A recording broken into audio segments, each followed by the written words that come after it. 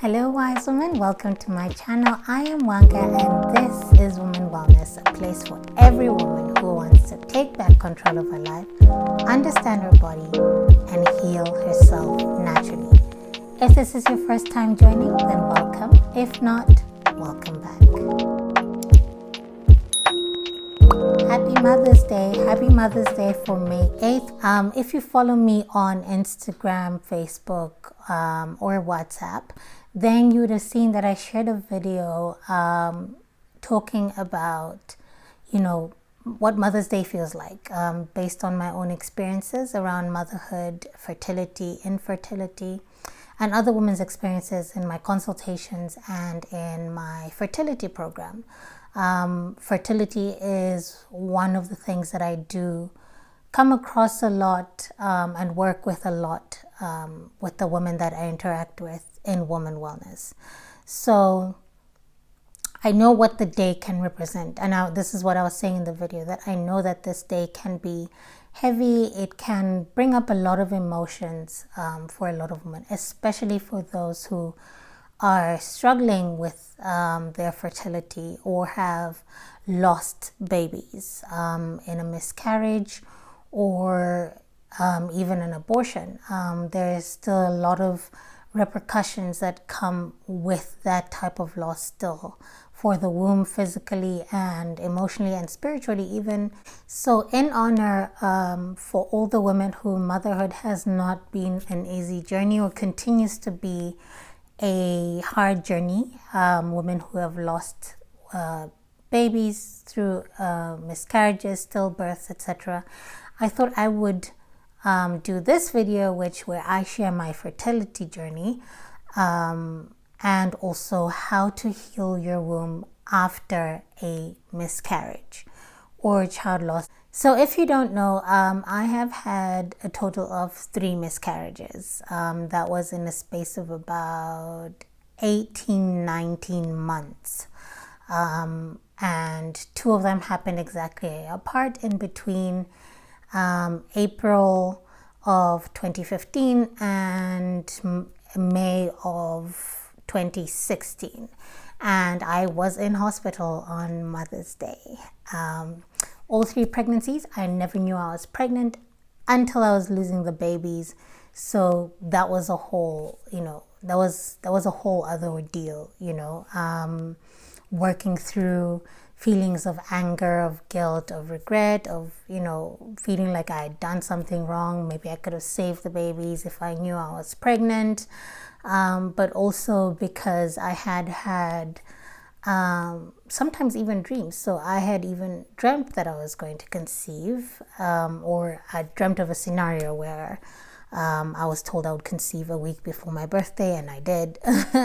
So when the miscarriage was happening, I had to really work through a lot of that guilt. Like, I was told beforehand, if I had taken this seriously, then maybe I would have saved this baby or whatnot. But, what is, and what will be when we surrender to our higher power and trust in the higher power. And Women Wellness would definitely not be here if I didn't go through the experiences that I did. And I always say, and I will continue to say, that Women Wellness is also my journey, because out of, my journey with motherhood and fertility and losing babies, I had other complications that have affected my fertility, and I'll get a little bit into that. So for the first miscarriage I had, so by all of them, they were never more than 8 weeks. So they were between 6 and 8 weeks.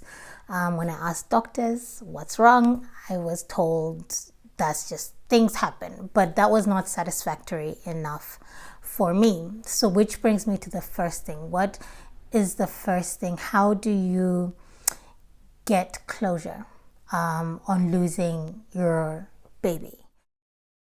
As women, we have this, intuition that is strong and that we need to honor.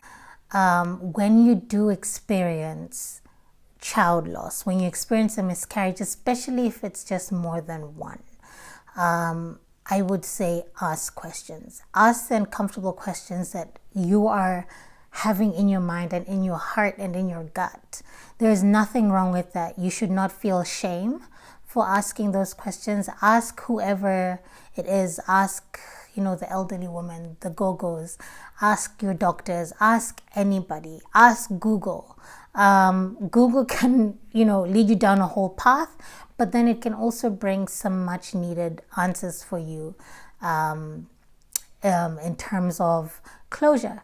And that is one of the things that I did. Like I said, okay, I looked at the pattern of my miscarriages and I said, there's no way that it's a coincidence that I have 3 pregnancies all terminating before 8 weeks.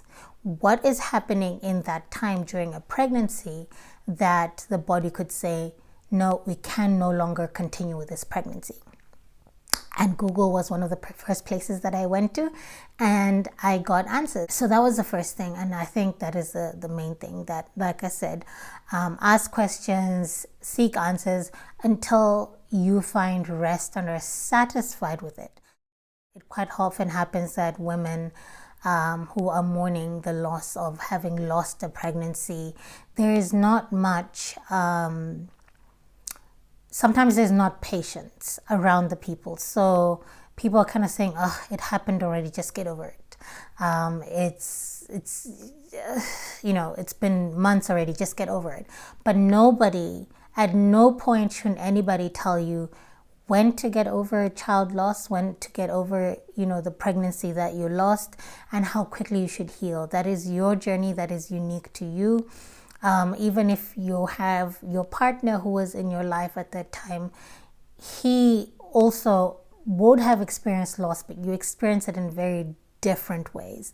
And the healing journey for the two of you will look very differently. Same coin, different sides. So you experience that same event very differently. So take your time. Don't host pity parties. We don't host pity parties for ourselves, but we take the time to process what went on, to heal from it, to work through it. And I'll be honest with you, it's not something that you're going to heal immediately. You're going like, okay, 6 months done, I'm fantastic. There will always be, I think, little moments that may trigger you or may remind you of something. You just kind of feel something, but you keep it moving. So secondly, it's take your time to grieve. No one should dictate for you how long you need to deal with this situation. Thirdly, I would say that you need to time out.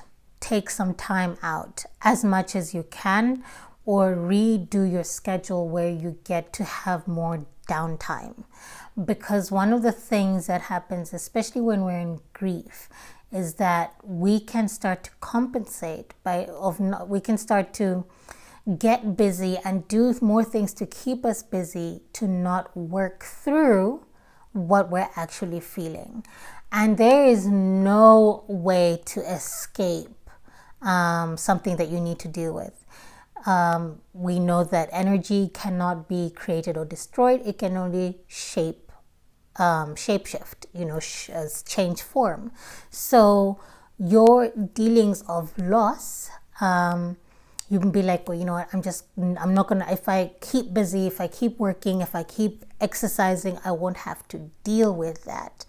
But you know what? It's going to show up in another way. And that's why some women end up being depressed, or end up having addictions, or end up just having a complete breakdown, mental breakdown, where they may need to be hospitalized. Or it shows up somewhere else in the body, like anxiety, like stroke, like cancer, like PCOS. So you develop all sorts of other conditions after that. So again, you didn't destroy the energy, you didn't create it. It just shapeshifted until you acknowledge it. So the best way to heal something is if you acknowledge it. You've got to acknowledge the thing you're facing and to deal with it. So yes, number 3 is take time. And this can be simply just taking more time to take walks by yourself, meditative walks, just kind of working through things by yourself, just taking a walk, sleeping, journaling. I will always recommend journaling, and that's just simply writing about your day. It can be writing about a certain thing that happened in your day. It can be writing about this persistent thought. It can be anything you want. Just write whatever it is you feel prompted to write, because writing is one of the ways that we externalize what we're feeling within. Sometimes it may be so scary to say it out loud because, I'm not going to be able to speak about it. But when we write, we're able to even articulate some of the things that we cannot verbally articulate, because there's so much pain there. Number 4, I would say, is to honor your baby, honor your body, and honor your womb. The reason why I've started with the less talked about parts of healing after miscarriage is that so much focus, especially when it comes to treatment with our doctors or fertility specialists or whoever it is, most of it is focused on the physical aspect. Like, how do we strengthen your womb? How do we treat your depression? How do we balance your hormones with which pills and all those things, that we forget to take care of the person, or we forget to take care of ourselves mentally, emotionally, and spiritually. And losing a child through miscarriage, stillbirth, etc., is as much a physical experience as it is an emotional experience, as it is a spiritual experience. So it's very important to be able to walk through all those parts of you and heal. Now, the reason I say this as well is that your womb is a point of convergence. It is where a spirit, a body, and the mind came together to form a human being. It's a point of convergence. So in a miscarriage, you lost the physical body, but you also lost a spirit. You also had briefly interacted with that spirit that was within the body that was forming, and that spirit then departed. You need to honor that. You need to acknowledge that, because even though they didn't physically walk the earth, but they were present in this realm.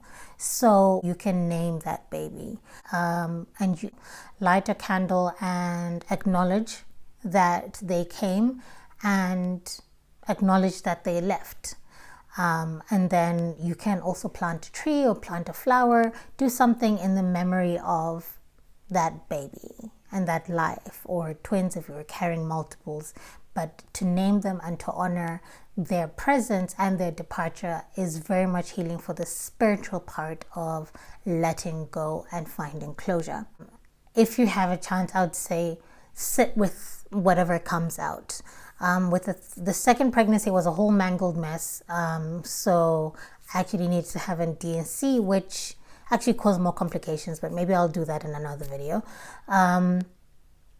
But sit with it. So like with my third pregnancy, when it came out, I was actually able to see the outline of the baby, and I kept it for a while. I think it was maybe 3-4 days, but with my husband, I had it in my hand and we just looked at it, and just kind of, took it all in, that this was a little person that we made, and they didn't quite make it, but it doesn't make their life any less insignificant, or their impact on our lives and our marriage any less insignificant. So acknowledging that. See, it's getting a little emotional, but that's, me speaking about it and sharing about it with basically the whole world speaks to how much healing has taken place and needs to take place. And if you're watching this, or you know somebody who feels like, oh my gosh, they can't talk about it because they get into a complete ball of mess, and feel like, they just can't keep going, there is hope. It does get better over time. I can't say whether the pain goes away or not, but you learn to deal with it better, and you can turn it into your power to navigate this world as you go on. Woman Wellness was born through all of this. So your story, as painful as it is, can be just the same story that can bring healing not only to yourself, but to another woman who needs to hear your story, or who needs to see you work through it and come out the other side. The reason I'm specifically saying honor your womb is that your womb carries memory. Your womb carries memory. So with miscarriages or child loss or stillbirth, is that if you can look back to your pattern, there is a high chance that every time your period comes around that particular month that it happens, it may be a little off. It may be more painful, late, more blood, or completely missing, or just weird in one way or the other. I know that it happens certainly for me, but when I became conscious of that, I started to do specific womb healing practices around the loss itself, and that's what I teach when I'm doing my STEMO fertility, natural fertility program. I'll put the link below if you're interested in working with me in terms of natural fertility and how to get pregnant naturally. As much as we can heal your womb physically, there's a lot that needs to be healed mentally, emotionally as well, especially if you've experienced child loss. So I'll put the link down below for that coaching program, and you can go and have a look at it. So I needed to start doing a lot of the stuff that I now teach in terms of that. So before April, May, that period would actually end up being a uterine hemorrhage. Right, where I would end up in hospital needing a blood transfusion or needing to be on pethidine or morphine drip because I was in such immense pain. And this would happen twice a year. Twice a year, towards the end of the year when I had, so like I said, first and second pregnancy happened between April and May, consecutive years, and then later on that same year, between, I think it was September, October, somewhere there. So this would happen twice a year. And it was actually my neighbor. The old guy next door, our friend, said, why is this open? Why does it keep happening around this time? So he had picked up the pattern, and for some reason I didn't. But as divine order would have it, it helped me realize that, oh wait, hang on, something's going on here. So I knew that my womb carried memory. But somehow it may actually be a trauma response that I just never picked it up for myself. But then when I did start doing the womb meditations and healing around loss and honoring my woman, that those exercises that I teach in the natural fertility program, is when I started to have a better experience around April, May, and September, October of each year.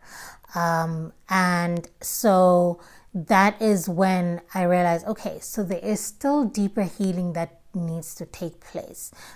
It's not just like, oh, I had a miscarriage 4 months ago, I'm fine now.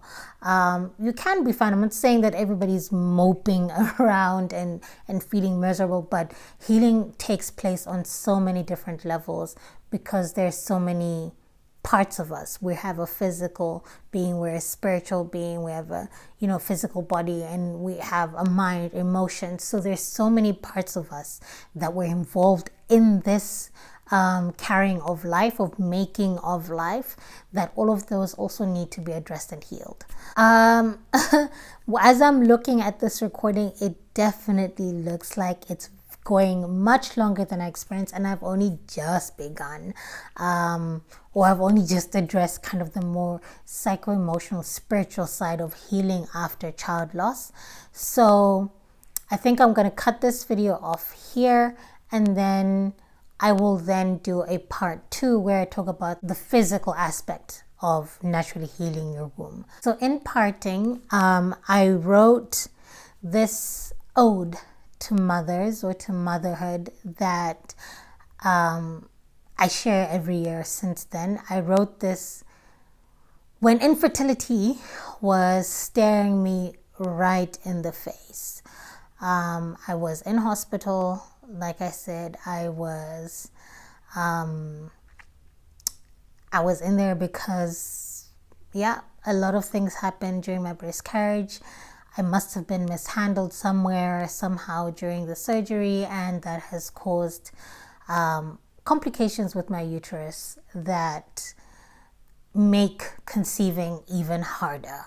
Not impossible, but even harder. And it opened up a whole world of healing as well for me, which I will share in part 2, more about that journey, but also how to physically heal your womb after physical trauma like pregnancies or DNCs or even cesareans, and just even childbirth, like even if you gave birth but your womb has never quite been the same. So I hope you'll tune into that. I hope you found this part helpful. So in closing, I want to read this ode, and I hope that it speaks to you. All right.